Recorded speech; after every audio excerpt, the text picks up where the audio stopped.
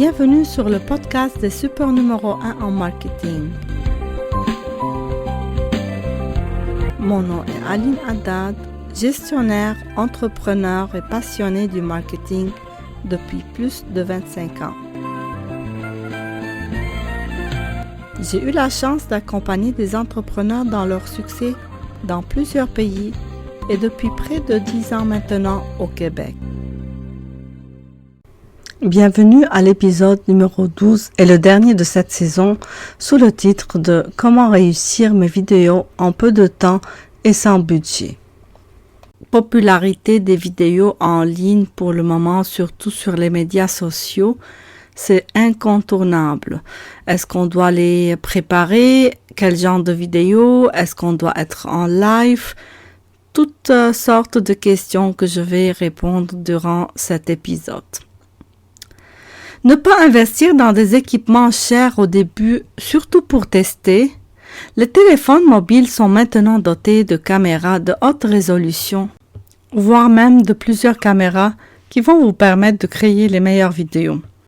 Tout dépend de l'utilisation de la vidéo que vous allez faire. Est-ce que ça va être publié sur les plateformes? Est-ce que c'est sur YouTube? Est-ce que c'est sur Instagram? Est-ce que c'est un Reels? C'est une courte vidéo? Est-ce que c'est pour un story? Ou pour un TikTok? Ou pour quelque chose de professionnel, de corporatif? Donc, tout dépend de l'utilisation qui va être faite. On doit préparer notre script, notre idée pour faire nos vidéos. C'est sûr, quand on dit vidéo, il y a beaucoup de gens qui sont gênés, qui sont pas habitués. Surtout que c'est exigeant.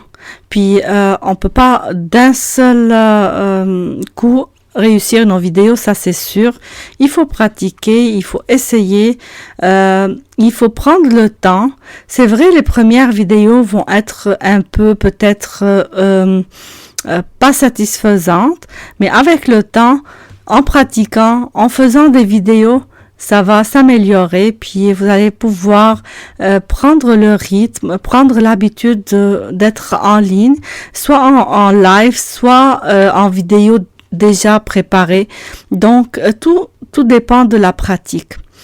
Ceux qui sont déjà en ligne, ils savent que ils l'ont pas fait d'un jour au lendemain. Ça prend du temps, ça prend des techniques peut-être un peu plus simples que professionnelles. On va prendre des petites techniques, des petites astuces qui vont nous aider à réussir ces vidéos sans qu'on soit pro, puis sans besoin de services professionnels. Là, c'est sûr, si vous avez un budget pour aller pour des vidéos professionnelles, là, c'est sûr que les vidéos professionnelles, les équipes qui vont travailler dessus, ils vont concevoir puis faire des vidéos. Le concept va être travaillé pour votre entreprise. Il va y avoir des stratégies dans les vidéos. Donc, ça va être plus des vidéos stratégiques, si vous voulez, que des vidéos amateurs. Mais ce que je veux vous donner maintenant, ça va vous aider quand même à être à niveau, pas pro, mais vous pouvez s'en sortir puis être fier de ça. Donc, il y a plusieurs techniques de tournage avec un téléphone mobile. Il y a ceux qui vont se filmer comme un selfie en s'adressant à leur audience. Il y a ceux qui vont se faire un endroit de tournage fixe où ils vont installer leur caméra ou un trépied avec leur téléphone. Puis souvent, je suggère de mettre un X au même endroit, puis de ne pas bouger. Si vous avez un espace libre, de laisser le matériel au même endroit pour que ça change pas. Si vous avez besoin d'avoir le même angle pour plusieurs vidéos ou plusieurs capsules, donc pour ne pas changer le setting, puis si vous pouvez pas le faire d'un seul coup, vaut mieux marquer par exemple un petit X par terre aux endroits où vous installez votre matériel et où vous vous installez vous-même. Donc ça, c'est une astuce que vous pouvez utiliser si vous voulez faire les mêmes capsules au même endroit. Il y a ceux qui veulent investir dans plus de temps et commencer à créer des vidéos créatives, aller plus loin et même engager des professionnels. Donc ça dépend de votre budget, de votre entreprise. Est-ce que vous en avez besoin? Parce que c'est sûr, si vous voulez pas investir aussi avec des professionnels, vous pouvez investir avec dans des équipements professionnels pour avoir des vidéos de qualité. Mais comme je vous ai dit, les téléphones mobiles actuels ont tout ce qu'il faut pour réussir les vidéos, toutes sortes de vidéos. Donc c'est ça, c'est sûr, avec la pandémie et l'éclosion du monde numérique, la demande pour les produits, pour les équipements professionnels a aussi explosé, mais en même temps, l'offre est devenue variée à tous les budgets. Donc, si vous comptez investir aussi, il y a un grand choix pour les équipements de vidéo et de photographie. Les vidéos qui sont en direct sur les plateformes numériques et les médias sociaux, comme Facebook Live, il y a LinkedIn, il y a plusieurs les live de Instagram, puis toutes les plateformes ont maintenant des systèmes de live, donc c'est-à-dire en direct. Ça exige un peu de professionnalisme et d'entraînement. Vous n'allez pas demain commencer vos lives à tous les jours si vous n'êtes pas entraîné. Il faut aller doucement, tranquillement. Commencez par faire des tests à des moments où l'audience est minime et demandez à des personnes que vous connaissez d'être présents pour vous évaluer et pour vous donner leurs opinions et les critiques afin d'améliorer vos vidéos. Moi, je suggère aussi, prenez, disons, une semaine fixe, puis essayez d'aller à tous les jours en live pour pratiquer, puis ça augmente un peu le moral, si vous voulez.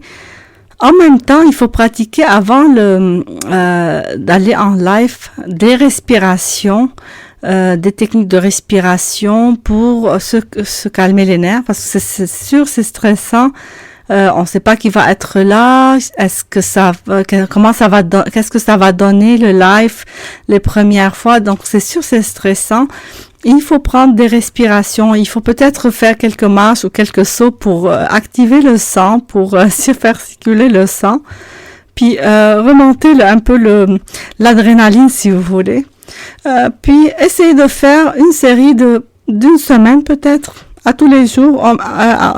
Au même moment où il n'y a pas beaucoup d'audience, juste pour pratiquer les lives, pour les réussir au moins.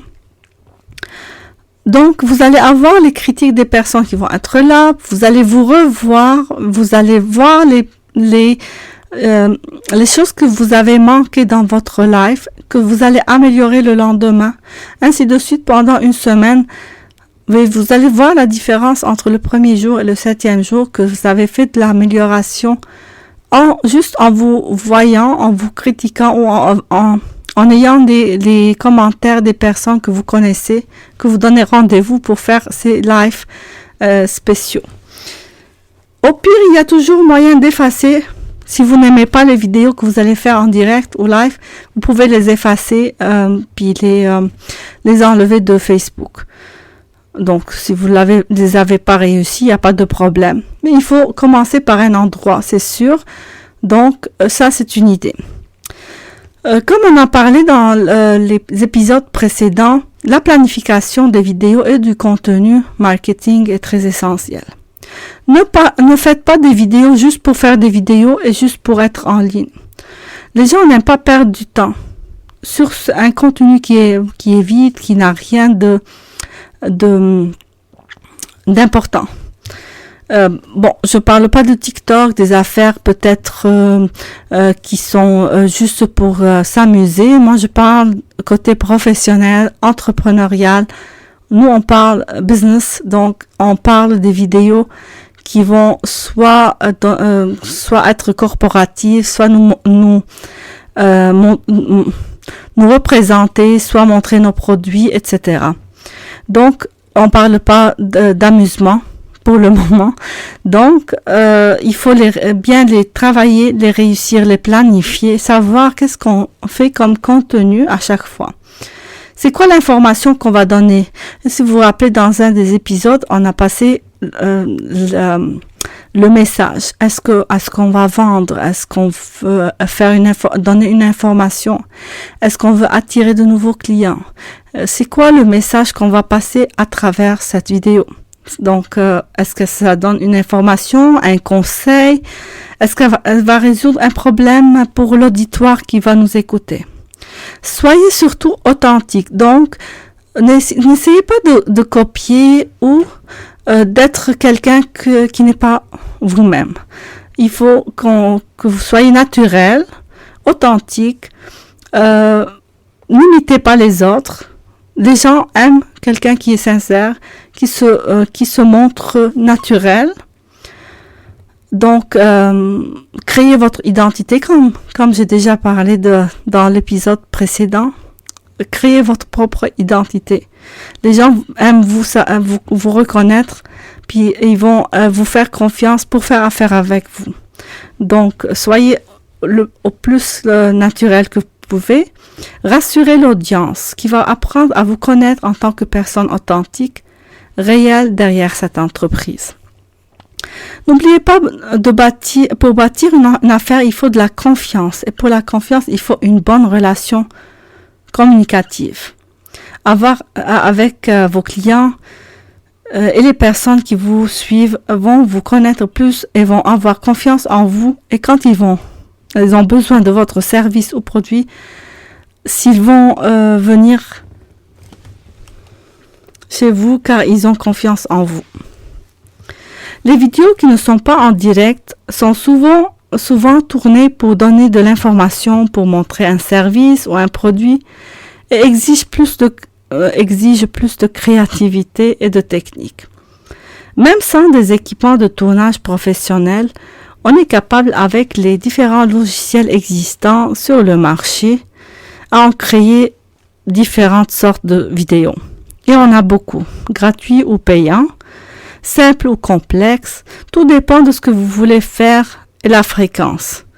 Si vous voulez faire tout le temps, ça vaut la peine de prendre un abonnement. Moi, j'utilise Filmora. Moi, j'avais pris mon abonnement au tout début. Je l'ai pris à vie. Donc, là, ça a changé. C'est rendu comme abonnement mensuel. Mais moi, je l'ai déjà pris à vie quand c'était bêta. Donc, j'en ai profité. Puis, c'est utile parce que je l'utilise beaucoup. Je l'utilise pour les podcasts, je l'utilise pour les vidéos, pour toutes sortes d'affaires. Donc, si vous avez besoin, un besoin fréquent, donc, vaut mieux investir dans un logiciel que vous allez utiliser souvent. On a parlé des équipements, on a parlé des logiciels, maintenant le tournage. Puis, comme conseil de pro, ne tournez pas à tous les jours. Ici, je ne parle pas des lives et des trucs en direct sur les médias sociaux. Moi, je parle ici des vidéos qu'on va mettre de tournage comme informatives, corporatives pour mettre sur les sites, démonstratives des produits aussi, ça peut être. Donc, sur ça, il vaut mieux planifier une journée, un jour fixe, vous concentrez à le maîtriser et mettez toute votre énergie dessus. Car faire chaque jour un peu vous épuise, vous gaspille l'énergie et la concentration et ça prendra un temps énorme pour faire la tâche. Précisez le jour et préparez-vous. Préparez les idées, ce qu'on pourra faire durant cette journée, le matériel qu'on a besoin. Est-ce que vous allez avoir des produits? Est-ce que vous avez besoin de mannequins ou si vous voulez, par exemple, si vous avez des habits ou des vêtements, vous avez peut-être probablement des personnes, des modèles qui vont venir tourner avec vous. Soit vous avez besoin, disons, d'un endroit décoré ou dans la nature. Tout dépend de votre besoin. Donc, il faut préparer l'environnement. Il faut préparer le script, tout ce qu'on va passer comme message. Puis ça, c'est très important. On retourne à l'épisode, je pense, celui de la publicité. Donc, parce que la vidéo, c'est un moyen de publicité. Donc, on va étudier le message, préparer notre script, puis chaque script, qu'est-ce qu'on va mettre dedans, c'est quoi l'environnement, c'est quoi ce qu'on va tourner, et le préparer comme il faut. Puis préparer notre journée, l'organiser, la planifier pour profiter du maximum. Ça, en faisant cette tâche comme ça, on va économiser du temps et de l'argent. Parce que à faire chaque jour un petit bout, c'est épuisant. Puis on n'arrive pas à finir notre travail, puis ça nous épuise. Vaut mieux le concentrer en une seule journée. Les idées qu'on va utiliser, l'environnement, soit à l'intérieur, soit à l'extérieur. S'assurer de la météo si c'est à l'extérieur pour avoir une belle journée ensoleillée, par exemple. Tout dépend du contexte, donc bien travailler sa journée. En passant par, il n'y a pas mieux que l'éclairage naturel du soleil pour de belles photos et vidéos. Donc, si vous avez des shootings ou des choses à faire, une belle journée ensoleillée, c'est une bonne, ça donne de bons résultats. Puis, quand on a de bons éclairages, on a moins de temps à passer sur les logiciels pour ajuster les photos et les vidéos, etc. J'ajouterai ici, est-ce que l'endroit où vous allez tourner exige un permis ou une demande spéciale, donc disons un parc ou un endroit où on a besoin d'un permis de la ville. Donc il faut s'assurer que tout ce qu'on a besoin pour cette journée est préparé en avance. Préparer donc les matériels, puis les produits qu'on va mettre, le contenu de la vidéo. Et surtout le message qui peut gâcher tout le travail s'il n'est pas bien travaillé. Il faut savoir pourquoi vous faites cette vidéo et comment elle va aider ou donner une valeur ajoutée à votre audience. C'est quoi le message? Donc, il faut transformer votre message pour donner un résultat que vous cherchez à atteindre. Ça, c'est très important parce que travailler une journée complète puis sans un message défini, c'est comme vous avez rien fait. Les vidéos vont pas donner le résultat que vous cherchez. Donc c'est ça. Je peux parler des heures et des heures sur les vidéos, mais là je pense je vais me limiter à ça. C'est pas facile à les produire les vidéos, surtout pour garder la qualité du travail. Ici je ne parle pas de la qualité technique, mais communicative. Les pros en marketing sont là, comme Beritus Marketing. Moi, je suis là. Donc, on est toujours là pour vous, guider à réussir vos premiers pas dans ce sens. On peut vous aider à commencer vos lives, à vous entraîner à être prêt pour être en ligne, pour vos lives, pour vos vidéos personnelles aussi.